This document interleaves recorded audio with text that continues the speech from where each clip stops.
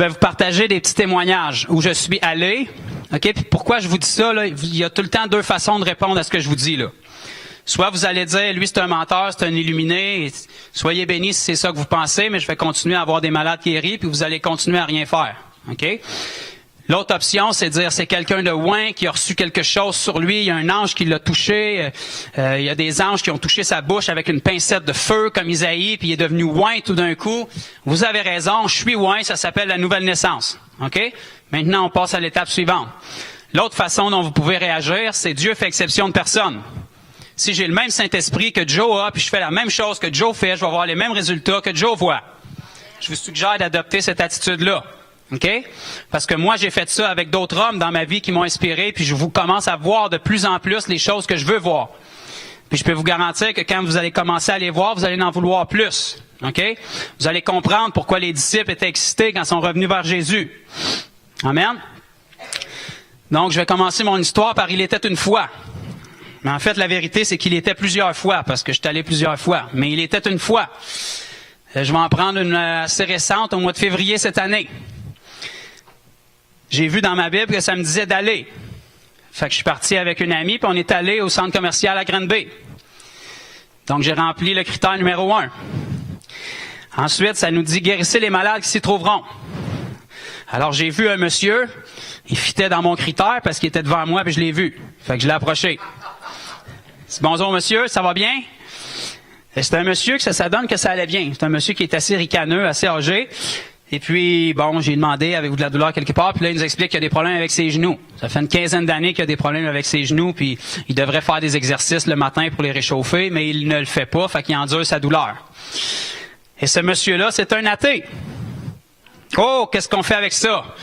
On plaide le sang, on sort l'eau bénite, on sort l'huile d'olive, on brise les malédictions générationnelles. OK? Faut que vous compreniez que la quasi-totalité des gens que Jésus a guéris, en fait, les 1/3 de son ministère, c'était sur sa foi. OK? Jésus, à environ 9 occasions sur 27, a dit « Ta foi t'a guéri ». Les autres fois, il n'y avait pas de foi présente. Tantôt, au pied du mont de la Transfiguration, dans Matthieu 27, quand on a lu, il n'y avait aucune foi qui est présente là, croyez-moi. Les disciples faisaient face à un échec, ils étaient mal à l'aise, ils voulaient aller se cacher le plus vite possible. Le jeune homme épileptique était en crise à terre, c'était pas le temps d'avoir la foi. Jésus a demandé à son père, est-ce que tu crois? Il a dit, je crois, viens au secours de mon incrédulité. Ça regarde pas bien, là. Il n'y a pas de foi présent. Est-ce que le jeune homme a été guéri quand même? Tout à fait. Si ça prend la foi des deux personnes pour être guéri, j'ai besoin que vous m'expliquiez comment Lazare est sorti des morts. Sa foi était assez morte. La Bible prend la peine de nous spécifier depuis 4 jours. Ça puait, là. OK? Là où il n'y a pas de foi, ça pue. L'incrédulité, ça pue. OK? Est-ce qu'il est sorti? Sur quelle foi est-ce qu'il est sorti? La foi de Jésus. Est-ce qu'il y avait de la foi présente autour du tombeau? Jésus est arrivé, il lui a dit, je suis la résurrection et la vie. Il broyait parce que Lazare est mort. Vous comprenez pas, là, canceller le party d'enterrement, ça va être un party de résurrection qu'on va avoir. Je suis la résurrection et la vie. Si je suis la résurrection puis que je suis là, il n'y a pas de mort. Oh, Lazare est mort. C'est triste, Lazare est mort. La raison pourquoi Jésus a pleuré, là, c'est pas parce qu'il était triste pour Lazare, là. Il savait très bien qu'il allait ressusciter dans les prochaines minutes. Jésus a pleuré parce qu'il faisait face à la chute de l'homme dans son meilleur. Il leur apportait la vérité, il leur apportait la lumière, il leur disait « Je suis la résurrection ». Puis tout ce qu'ils voyaient, c'est la mort. Okay? Quand Jésus a prié, c'est pas pour son Père qu'il a prié. Il a dit « Père, je sais que tu m'exauces toujours, mais pour ceux qui sont ici. Okay? » Pour montrer que c'est moi qui ai la résurrection. Quand je suis là, il n'y a pas de place pour la mort. Quand je suis là, il n'y a pas de place pour la maladie. Peu importe l'opinion des gens qui sont autour. Et c'est la même chose pour nous parce qu'on porte Jésus en nous. Si l'opinion des gens autour vous importe, c'est sûr que vous allez dans l'incrédulité. Si vous ignorez l'opinion puis vous restez vos yeux sur Jésus, vous allez voir des résultats. OK? Donc, je t'ai rendu à vous dire que je suis allé. Est-ce que c'est biblique? OK. Je suis allé au centre commercial. Est-ce que tout le monde est capable d'aller au centre commercial? J'ai trouvé un malade. Est-ce que tout le monde est capable de trouver un malade? Quelqu'un en chaise roulante, quelqu'un en béquille. Qu'est-ce qui arrive s'il n'y a rien d'apparent? J'ai trouvé une autre façon extraordinaire. Je rouvre ma bouche puis je lui demande, avez-vous mal quelque part? Ça marche assez bien. Vous essayerez. Préparez-vous pour la réponse, par exemple. OK? Puis laissez-les pas partir là-dessus parce que vous allez en avoir pour longtemps. Il me dit, oui, j'ai mal au genou. On est en train de parler à un athée. OK? Il était très sympathique quand même. S'il y a des athées qui écoutent, soyez bénis. La majorité des athées sont athées jusqu'à ce qu'ils rencontrent Jésus. OK. Donc, le monsieur, j'y explique. J'ai dit, vous allez peut-être trouver ça vraiment bizarre, mais j'ai dit, nous, on est croyants. Puis j'ai dit, on prie pour les gens. Ça prend juste quelques secondes. Vous n'avez rien à faire. Vous n'avez rien à perdre à part votre douleur. Donc là, il ne reste plus trop d'arguments. OK?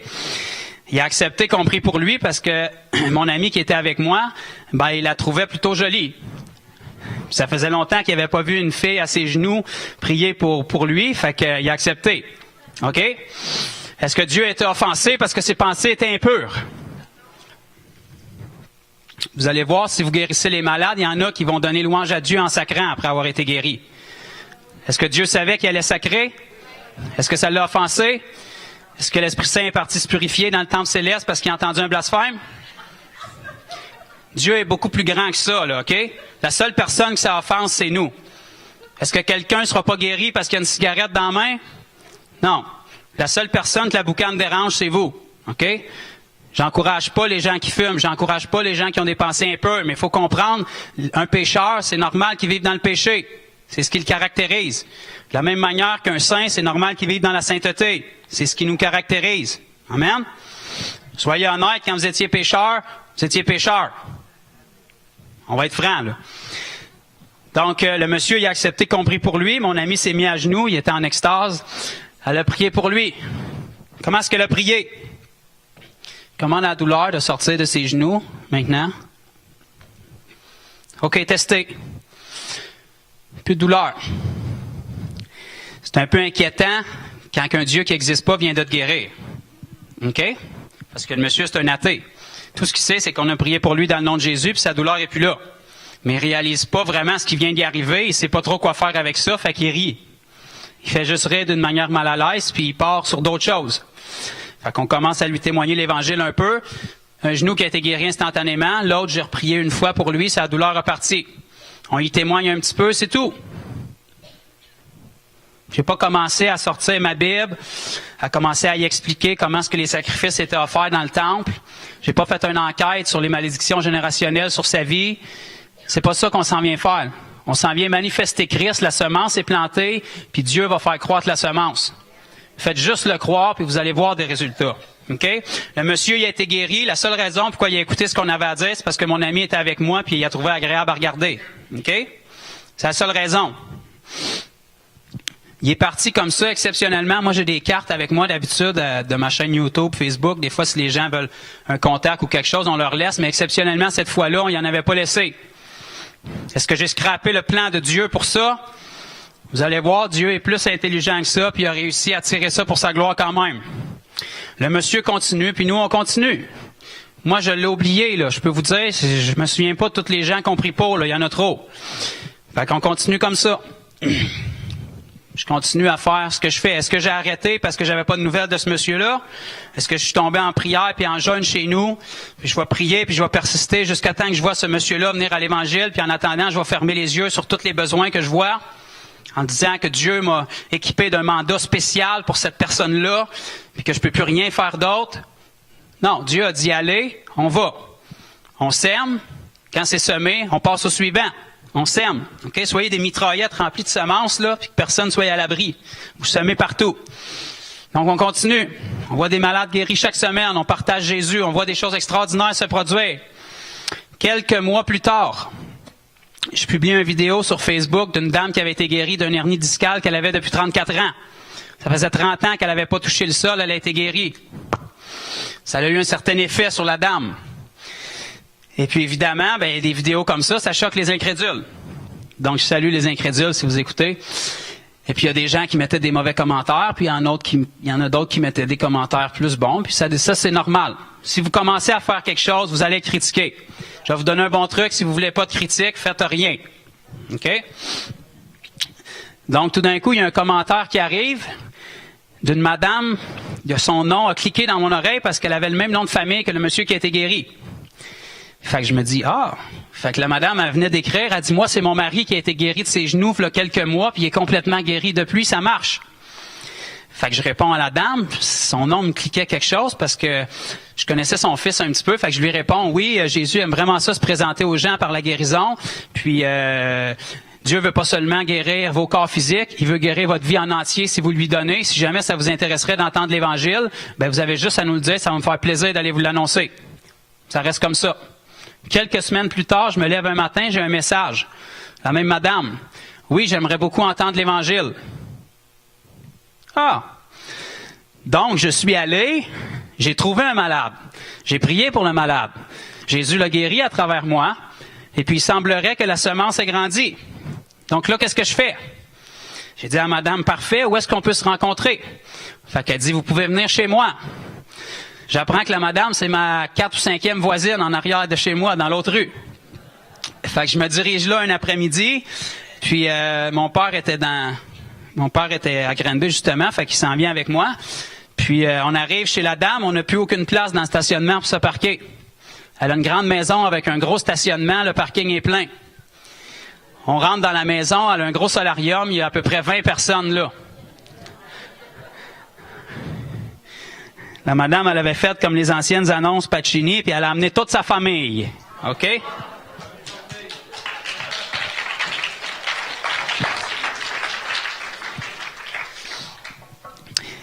Toute sa famille était intéressée de savoir qu'est-ce qui s'est passé parce que le monsieur qui était athée, il a été guéri de ses genoux. OK? Puis ils savent très bien que le monsieur, il croit pas en Dieu, puis il est pas intéressé de faire des jokes comme ça sur Dieu. Le monsieur, il est revenu chez lui après avoir été guéri. Puis le lendemain, il est encore guéri.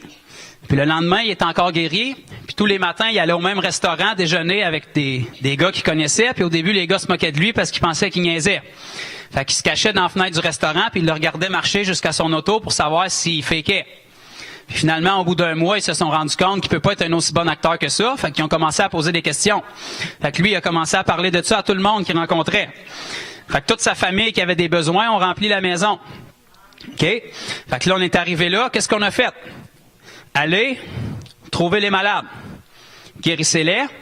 C'est quoi la prochaine étape? Dites-leur que le royaume de Dieu est prêt. OK? Faut comprendre ce que ça veut dire. Si vous arrivez à quelqu'un dans la rue aujourd'hui puis vous lui dites « Le royaume de Dieu est prêt », ça se peut qu'ils saisissent pas tout. OK? Vous leur annoncez l'évangile du royaume. Qu'est-ce que c'est l'évangile du royaume? Ben, on a un bel exemple dans Romains 5.1. Étant donc justifiés par la foi, nous avons la paix avec Dieu par notre Seigneur Jésus-Christ. T'es pécheur, tu vis séparé de Dieu. J'ai une bonne nouvelle pour toi, t'es pas obligé de rester comme ça. Rentre dans mon camp, donne ta vie à Jésus, repens-toi de tes péchés, il va te sauver parce qu'il t'aime. Puis tu peux être en paix avec lui. Dieu n'est pas en colère contre toi, il a donné son Fils pour te racheter. Il t'aime, il veut que tu reviennes vers lui. Fait qu'on commence à y annoncer l'Évangile, ça a pris une forme d'à peu près 2 heures, parce que quand vous me donnez un micro, c'est ça qui arrive. Donc on les annonce l'Évangile. Puis là, après ça, ben, qu'est-ce qu'on fait? Y a-t-il des gens qui sont malades ici? Ils sont tous malades. Qu'est-ce qu'on fait? On prie pour les malades. Est-ce qu'on se met à genoux pour savoir si c'est la volonté de Dieu? C'est pas le temps, là. C'est pour ça que je vous ai parlé de ça ce matin. Faites sûr que c'est la volonté de Dieu. Une fois que vous le savez, barrez-vous là, puis allez-y. Allez de l'avant.